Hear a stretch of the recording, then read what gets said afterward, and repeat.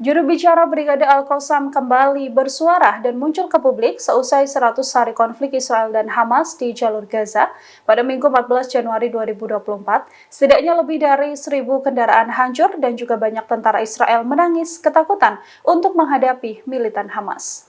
Brigade Al-Qassam mengakui bahwa sebagian besar senjata yang menargetkan Israel adalah bagian dari senjata buatan Hamas sendiri. Beberapa hasil produksi Brigade Al-Qassam termasuk diantaranya adalah alat peledak, kemudian granat peluncur roket, peluncur meriam, senjata anti-tank, berbagai jenis bom, dan juga senapan sniper hingga peluru. Abu Ubaidah menjelaskan bahwa para tentara Mujahidin melihat bagaimana tentara Israel sangatlah lemah. Diakui oleh pasukan Hamas, tentara Zionis sangat lemah dan banyak yang menangis dalam ketakutan di garis depan pertempuran. Juru bicara ini mengatakan senjata yang digunakan tentara Israel untuk menunjukkan kegagahan mereka hanyalah ilusi belaka.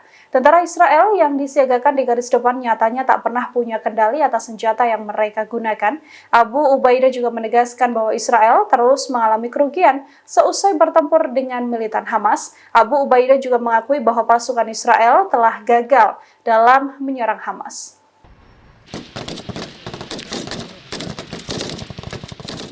Angkatan Bersenjata Turki atau TSK semakin intensif menggempur pasukan Demokratik Kurdi atau SDF di wilayah Suriah.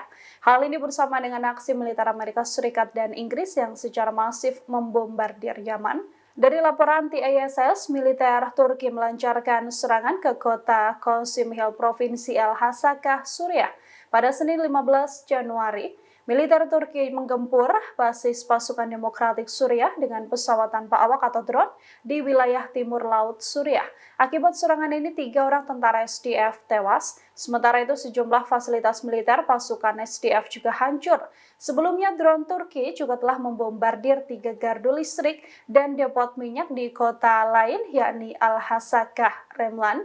Milisi SDF yang disokong Amerika Serikat dan Inggris menjadi target serangan militer Turki dalam beberapa tahun terakhir. Militer Turki melancarkan setidaknya 108 serangan terhadap sejumlah fasilitas dan basis milisi SDF di wilayah yang dikuasai oleh Kurdi, yang mana pasukan Recep Tayyip Erdogan ini ditujukan ke wilayah utara dan timur laut Suriah yang dijadikan basis milisi Kurdi.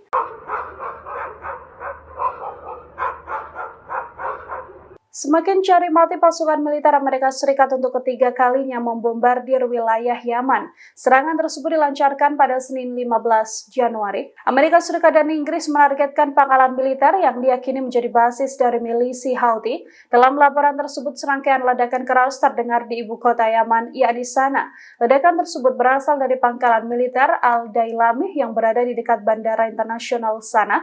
Pangkalan Al-Dailami disebut sebagai salah satu benteng utama milisi pimpinan Abdul Malik Al-Houthi atau yang kerap disapa oleh Abu Jibril. Pangkalan militer Al-Dailami termasuk di antara 60 instalasi milisi Houthi yang dijadikan sasaran serangan tentara Amerika dan militer Inggris.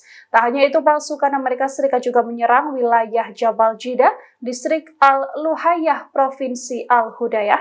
Akibat serangan tersebut, 7 orang tentara Yaman tewas dan membuat geram. Pasukan militer Inggris diambang kekalahan seusai secara masif menyerang Yaman. Meski mengerahkan kapal perang canggih dengan sistem persenjataan utama, namun pasukan Inggris ini justru kekurangan rudal.